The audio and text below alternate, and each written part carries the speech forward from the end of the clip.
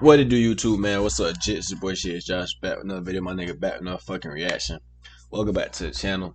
Graded every pick made in the top 10 of 2022 NBA draft. I ain't gonna cap. I don't know too many people in this draft, so I had to watch this shit. And this shit trending number 37. So I'm like, damn, like only people I really know in the draft is Paolo, Chet. I know Jabari Smith because we reacted to one of his videos. I was like, yeah, that nigga raw. I ain't gonna count. I really thought they was gonna take him number one, but I knew Paolo was gonna go number one. But shit, and I know Jaden Ivey. That's really I know who else I know? Who else I know? I know Shady and Sharp, and I know I really don't know too many people in this draft. Like, so I seen this. I'm gonna watch it, see what they talk about, see what they gonna give, like what grades they'll go give and shit. I don't know who the fuck the Kings drafted, to be honest, cause that shit made me mad. I'm over here looking at shit like, bro, draft Jaden Ivey, draft Jaden Ivey. I don't know who the light skinned nigga they drafted, man, but hey, congratulations, my nigga. You're in the league, my nigga. Now it's time for you to prove something, cause people saying it was a bad pick, but y'all boys tap in, man. Like, comment, subscribe. Now enjoy the video. Road to 1K. Let's get to the fucking reaction. Let's see what they talk about. Let's see the grades they give the fucking draft picks, my nigga. The big day has finally arrived. The NBA draft went down tonight, and let's just say there is a lot to talk about. Hey, I seen my nigga, I know Kenny Chandler. I know who that is. I seen my nigga got drafted by Memphis. Congrats, my nigga. I know who that is. That nigga be hooping. That nigga was hooping at Tennessee. But today, we're going to be analyzing the top 10 picks made. Specifically, we will be going through each pick made in the top 10, KD. And we'll be giving a grade to each selection based on a combination of the player's talent, his fit with the team, and whether or not the pick was a reach or not. Sometimes top talent slips and a team comes away with a big steal, and sometimes teams overthink things and draft a player much earlier than he probably should have gone, so we'll see how that went tonight. Before we start, though, make sure to like the video and subscribe to the channel. I don't cap. Very much appreciated. Now, with that being said, let's begin. Starting off with the first pick in the draft this year, the Orlando that was a good ass draft. Paolo nice. And the grade here is a solid A. Paolo nice, bro. This came as a pretty big surprise to many. Who gonna be their starting lineup though? Like, I'm so confused, bro. Like, they got Cole Anthony and they got what's it called? What's the nigga name that played quarterback? I forgot the nigga name. They got him. They got Fultz still. Now they got Paolo. I don't even know who the Magic got. Magic trash as fuck, bro. They sorry as fuck. I don't know who the pre-draft process saw them reportedly interested in either Jabari Smith or Chet Holmgren, and they.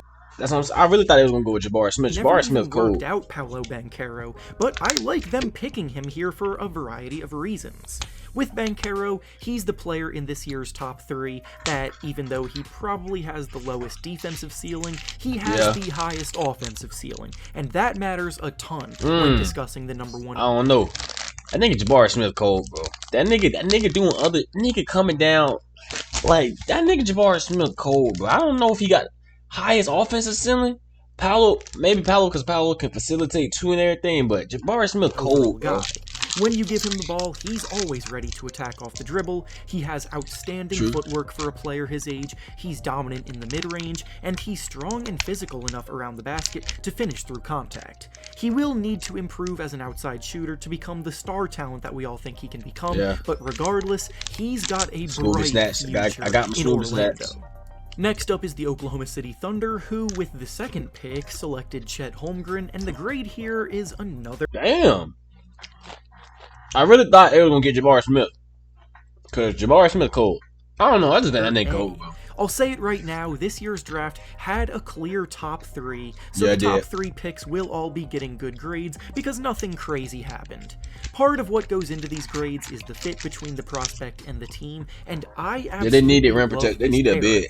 The Thunder are still several years away from seriously competing and have demonstrated their priority is on fully developing their young talent for the future, and when Holmgren enters the NBA, that is exactly what he is going to need in a low-pressure situation.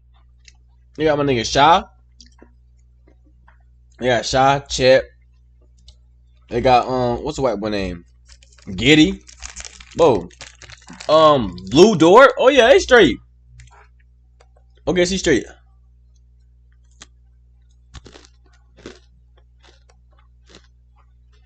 enters the NBA, that is exactly what he is going to need in a low pressure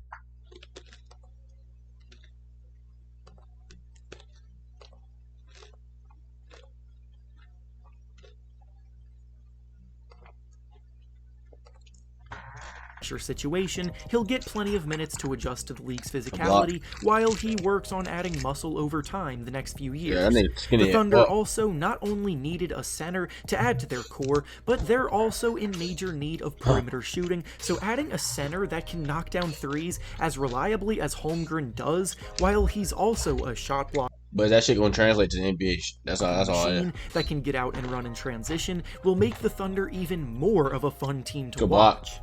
Next, with the third pick, the Houston Rockets selected Jabari Smith, gonna be cold, and boy. The grade here is, surprise, surprise, another A. They're gonna be cold, Most thought Smith was gonna go #1 overall tonight, but the Rockets will be very happy to snag him third here.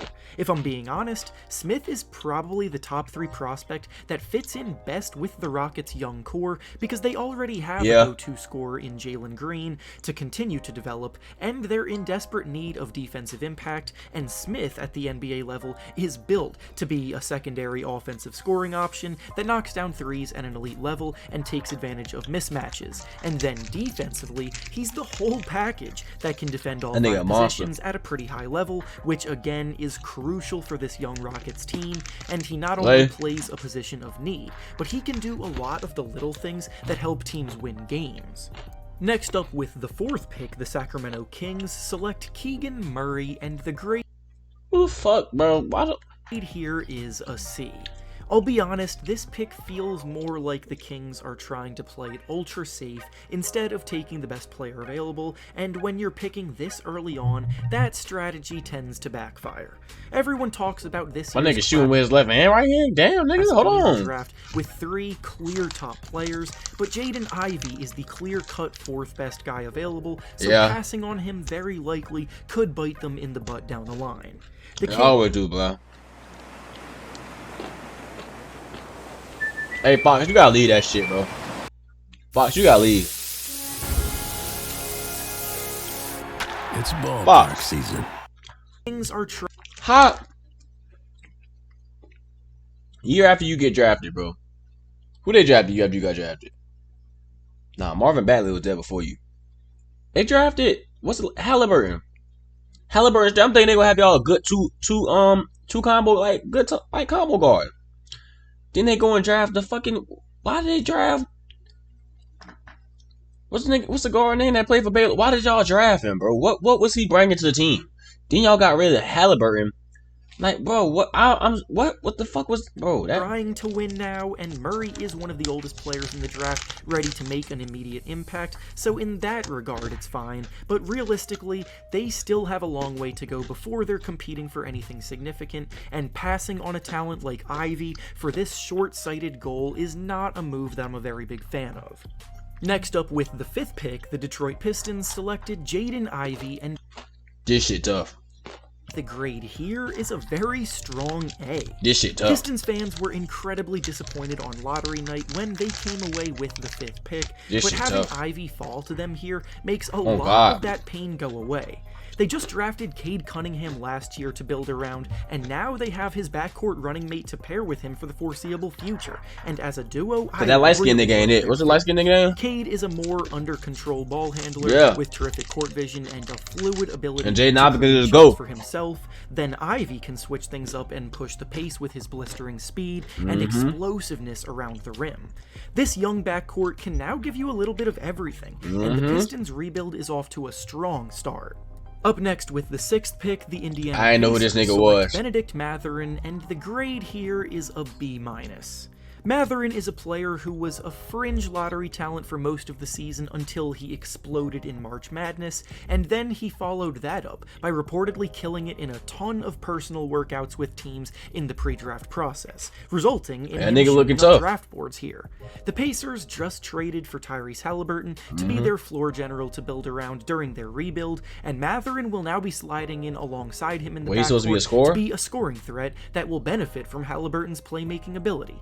I like the fit here a ton because I don't think Mathurin is someone that would excel in a role where the ball was in his hands too much, but Halliburton will make his life a lot easier early on. I don't know who bro is, so I can't speak. Which are getting to his spots as a cutter, knocking down shots, and attacking. He looked good though, I ain't gonna cap. In my personal opinion, there were better shot creating guards available here, so the pick felt like a safe one, but not an ambitious one.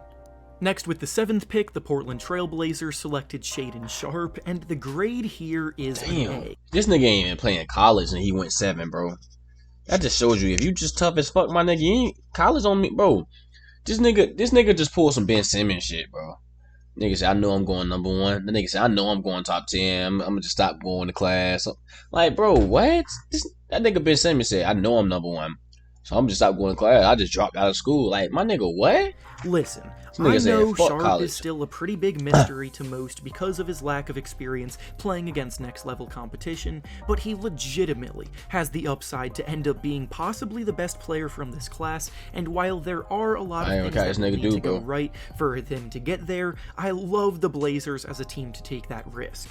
The Blazers right now are in a mode where they're basically trying one last time to build around Damian Lillard and win games with him around there. But if it doesn't work out, then a rebuild might be on the horizon for them. Bang! This nigga cold, bro. Route, Sharp is an incredible place to start as someone who arguably has the highest offensive ceiling in the class as a shot creator, finisher at the rim, and outside shooter. He's a big guard with a smooth handle that can jump out of the gym. But I'm glad you went to Trailblazers, bro. Some might not be as ball.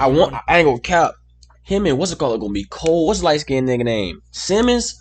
Simons? Them niggas gonna be cold in the future. I swear to God. Sharp's potential. Anthony Simons. With the 8th pick, the New Orleans Pelicans selected Dyson Daniels, and the grade here is a B+. This nigga remind me of Lonzo. Impressed scouts a ton in his time with the G League Ignite program, not because he's a flashy player that scores a ton of points, but instead because he's the kind of player that does the little things to win games while playing a selfless brand of basketball. The Pelicans are shifting more towards contending now, and they have enough go-to scorers in Zion Williamson, Brandon Ingram, and CJ McCollum, so a youngster like Daniels could prove valuable in their rotation because of his playmaking skills and defensive tenacity. Next up, the San Antonio Spurs selected Jeremy Sochan, and the grade here is a C+. The Spurs are one of the best organizations at developing talent, but if I'm being completely honest, it feels like for the 2nd year in a row, the Spurs have reached kinda hard with who they selected after taking Josh Primo in the lottery last year. Sochan is a player that brings a ton of versatility defensively. He's a smart player as a 6'9" forward that has good court vision and a natural ability to find the They trying to find their next Tim Duncan. But offensively, his upside is pretty limited. They trying to find their next Timmy D. He projects as a strong role player, which is fine, but not the kind of thing that most teams look for in the top 10 of a draft. And finally, with the 10th pick, the Washington Wizards selected Johnny Davis, and the grade here is a nice B. What the fuck? Oh my, what? Ain't this nigga they were saying remind them of Devin Booker from Wisconsin? This nigga's cold. What? Davis has an incredibly natural ability to score the ball, who has an incredibly advanced mid-range game in his arsenal. He comfortably gets into the paint and finishes well inside. This nigga look cool. He's also one of the best rebounding guards you'll see, too, having grabbed 8 per game last season. His numbers became slightly skewed after he tried to play through an injury in the second half of the season, which hurt his overall efficiency. But at full strength, he's one of the best scoring talents available. I can tell he cold. I see why they said I see why they said he remind him of Devin Booker, bro.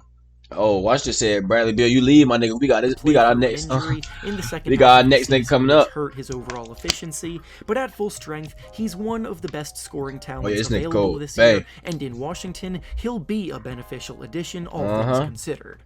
And with that being said, that's all I have for you today. Make sure to like the video, subscribe to the channel, and comment down below how you would grade all of these picks. Thanks for watching, and I'll see you all next time. I forgot about that nigga, bro. I ain't gonna cap.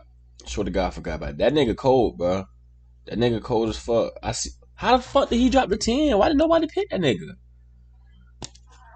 I ain't gonna cap. If I was an NBA coach, my nigga, I'd be in that bit, bro. No, do not draft that nigga, my nigga. Get him. I'm telling you who to get, bro.